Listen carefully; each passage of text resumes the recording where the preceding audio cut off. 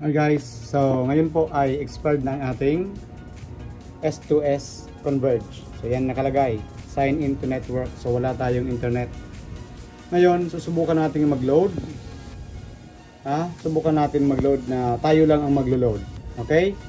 Pag naging successful po ito, baka naman pwedeng mag-subscribe ka. Okay? So I hope maging successful ito. So, open natin ang ating data. Okay, dahil wala tayong load, dapat meron kang data. Ayan, open natin siya. Ayan. Okay. Then, punta tayo sa Google. Okay. Ayan. Oh. Then, type natin ang surf to sawa.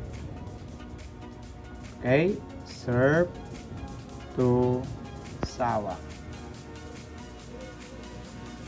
Ayan.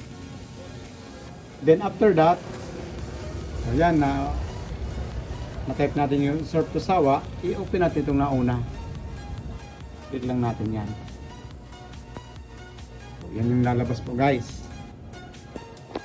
Ayan, hintayin lang natin. Ayan, si Melay. Ayan. Then, hintayin lang natin. Scroll down. Oh, wala pa. Okay. Hintayin lang po natin. Ayan, ayan na. Then, after that, see. Ayan. Ayan, kung naghahanap ka raw ng ano. Okay, so yan. Pag narating mo na ito, nakalagay, top up your S2S account here. So, dapat alam mo yung account mo, okay? Dapat alam mo. So, ngayon, i-click natin ang continue. Ayan, okay? Then, subukan lang natin. Pili tayo ng pang-load natin na for 15 days.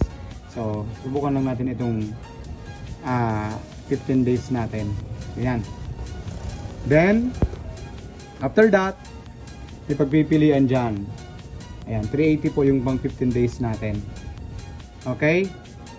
So, ang gagawin natin is tingnan natin ito yung S2S account number natin kung yan ba. Okay? So, since hindi naman yun yung account natin, pilit tayo. So, kailangan ito yung ilagay natin na number ha. Ito yung account. Dapat alam mo yung account number mo. Okay? Ng Wi-Fi mo.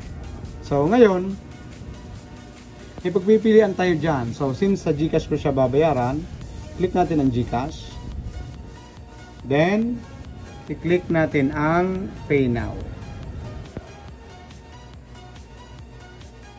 Okay? So, yan.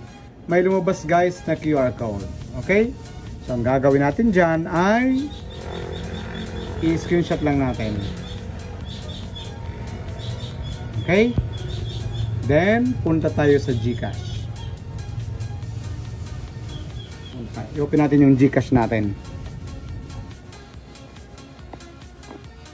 Okay, wait lang natin. Medyo mahinang signal. Punta tayo sa GCash. So, ayan na. Then, enter po natin ang ating 4-digit PIN. Okay. Ayun. Dapat syempre may laman ang wallet mo. So, ngayon, ang gagawin natin is magsasend tayo click natin yung send. Okay? Then, express send. Ayan. So, yan ba yung nakita niya? Okay? Yun, i-open mo itong scan or upload scan only this time. Ayan. Then, after that is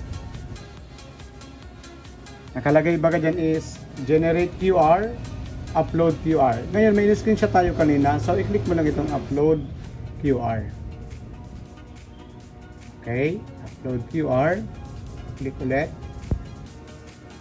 Ayan, so ito na siya. So guys, so open natin yan. Load. Ayan. Ayan, so 385 na yung 380 natin. Mayroong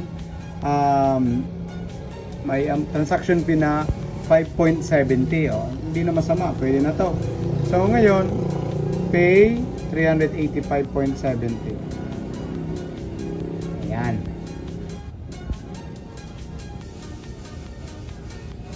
Okay? Ayan na. So ngayon, screenshot. Okay, so yun guys. You are now registered to unlimited internet valid for 15 days for 6 gadgets. Ayan. So, tingnan natin kung gumana na guys. Nakapagbayad na tayo ng 385.70 sa ano natin, doon sa S2S account natin. Tingnan natin kung mayroon tayong internet. Okay? So, ayan, tingnan natin. Ayan guys, you are now registered. Okay. So, open natin ang kung pumasok na ba yung net. Ngayon guys, kapag hindi pa pumapasok ang load nyo, huwag kayong maalarma na baka hindi kayo okay? Huwag maalarma guys. Hintayin nyo lang kasi minsan natatrap or sa system yan may problema. Ang gagawin lang natin is i-unplug muna yung modem. Then minsan 30 to 1 hour mo huwag mo nang ipa-plug. Okay guys? So, subukan natin kung makapag-YouTube na tayo. Ayan, nakakonect ako sa hotspot ng... Ayan, ito yung wifi natin. Tingnan natin kung makakonect. Guys, ayan na siya guys, oh. Connected na po tayo. So, yan, okay? I hope, tingnan natin kung makapag-YouTube tayo. O yan guys. Ayan na, oh. Ayan. So, successful guys. So kahit paano, di na kayo magpa-load sa agent at di na kayo mahirapan. So, thank you very much. I hope nakatulong yung video kong ito. So please subscribe naman po and God bless.